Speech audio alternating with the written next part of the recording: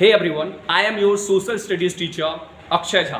तो आज के इस वीडियो में class 9 history the French revolution के अगले वीडियो के साथ मैं आपके सामने हाजिर हूँ।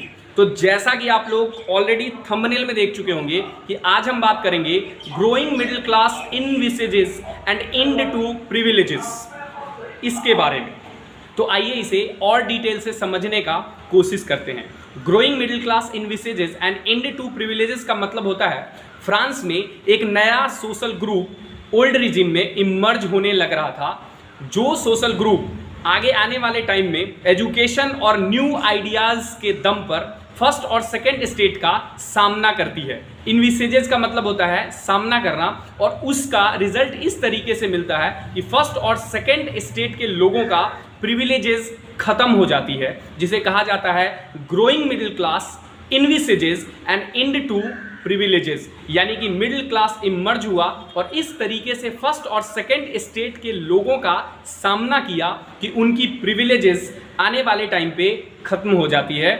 फ्रांस में 1789 से पहले यानी कि ओल्ड रिजिम के टाइम पर वहाँ के वर्कर्स और पीजेंट्स अक्सर बढ़ती हुई टैक्स और साथ में फूड ग्रेन्स के स्कार्सिटी के खिलाफ में रिवॉल्ट किया करते थे, लेकिन वो रिवॉल्ट अच्छे से ऑर्गेनाइज नहीं होने के कारण फ्रेंच सोसाइटी में सोशल और इकोनॉमिक चेंजेस लेकर आने में सफल नहीं हुआ करते थे।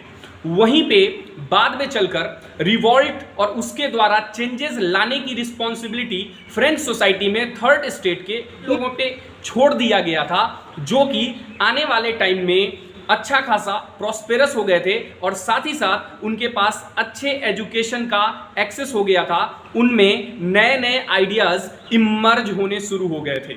अगर आपको याद हो तो मैंने अपने पीछे के वीडियो में थर्ड स्टेट में 2 लेयर के बारे में चर्चा करा था, अपर लेयर और लोअर लेयर। तो प्रश्न यह उठता है कि क्या ये लेयर थर्ड स्टेट के लोगों में शुरू से बना हुआ था या बढ़ते हुए टाइम के साथ इमर्ज हुआ था।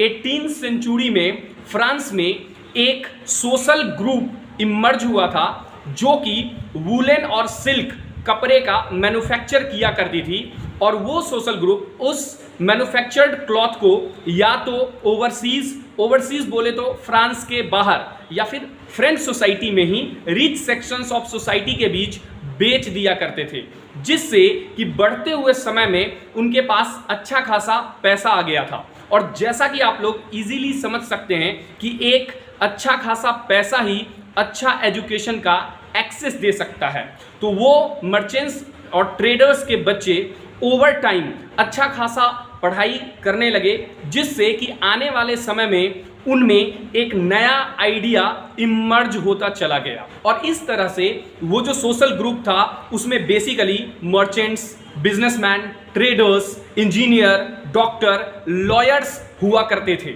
और अगर आपको याद हो तो बिजनेसमैन, ट्रेडर्स, इंजीनियर्स, लॉयर्स ये सब थर्ड स्टेट के फर्स्ट लेयर यानी कि अपर लेयर के लोगों को कहा जाता था। तो आप जो सोच रहे हैं बिल्कुल सही सोच रहे हैं, थर्ड स्टेट के अपर लेयर के लोग ही आगे चलकर मिडिल क्लास के रूप में इमर्ज हुए थे।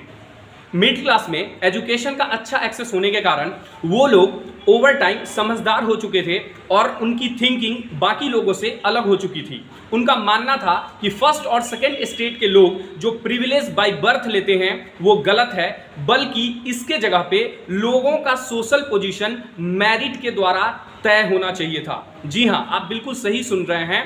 मिडिल क्लास के लोगों का सोचना था कि प्रिविलेज बाय बर्थ जो कि फर्स्ट और सेकेंड स्टेट के लोगों को मिलता है वो गलत है, वो उन्हें नहीं मिलनी चाहिए, बल्कि उनका सोशल पोजीशन उनके मेरिट के आधार पे तय होनी चाहिए। और इनके उस सोच को और ज़्यादा कंसोलिडेट करा था उस टाइम पे फ्रांस में उभरते हुए फिलोसोफर्स ने। उस समय के एक प्रसिद्ध फिलोसोफर जॉन लॉक अपनी book two treatises of a government में डॉक्ट्राइन ऑफ डिवाइन और एब्सोल्यूट राइट्स जैसे प्रिंसिपल का खंडन करते हैं और सोसाइटी से अपील करते हैं कि इस तरह के चीज़ों पर बिलीव ना करा जाए। मैं आपकी जानकारी के लिए बता दूं कि डॉक्ट्राइन ऑफ डिवाइन का मतलब होता है देवीय सिद्धांत, जहां की मोनार्कियल फॉर्म ऑफ गवर्नमेंट में किंग ये क्लेम किया करते थे कि उन्हें तो ऊपर से गॉड ने भेजा है थर्ड स्टेट के लोगों पर रूल करने के लिए। वहीं एब्सोल्यूट राइट्स का मतलब होता है कि पूरा का पूरा पावर एक आदमी के पास होना। तो जॉन लॉक जैसे फिलोसोफर ने इस चीज का पूरी तरीके से खंडन किया था। वहीं दूसरे फिलोसोफर रूसो ने बताया था कि लोगों और उनके रिप्रेजेंटेटिव के बीच सोशल कॉन्ट्रैक्ट होने चाहिए।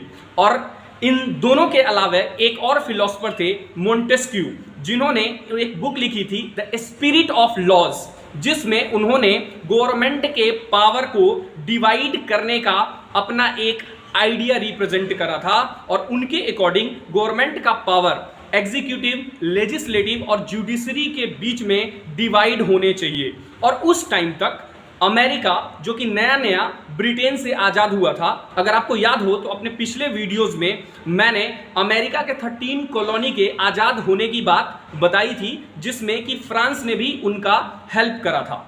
तो अमेरिका जो कि 1776 में ब्रिटेन से आज़ाद हो चुका था, वो इस मॉडल को, यानी किस मॉडल को, जो कि Montesquieu the spirit of loss में बात कर रहे थे कि जो गवर्नमेंट है उसका डिवीजन होना चाहिए एग्जीक्यूटिव, लेजिस्लेटिव और जुडिशरी के बीच, उसको अमेरिका ऑलरेडी एडॉप्ट कर चुकी थी।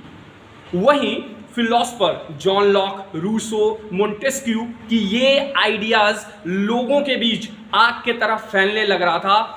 अलग अलग जगहों पर उनके इस आइडियाज का फ्रांस में चर्चा होने लग रहा था। Salons, coffee shop, newspaper, books, इन सोर्स के माध्यम से उनका आइडिया आग की तरह पूरे फ्रांस में फैल रहा था। लोग अक्सर जोड़ों से उनके आइडियाज और उनके बुक्स को पढ़ा करते थे, ताकि वो लोग जो लिखना और पढ़ना नहीं जानते थे वो भी सुन सकें और सुन के समझदार बन सकें।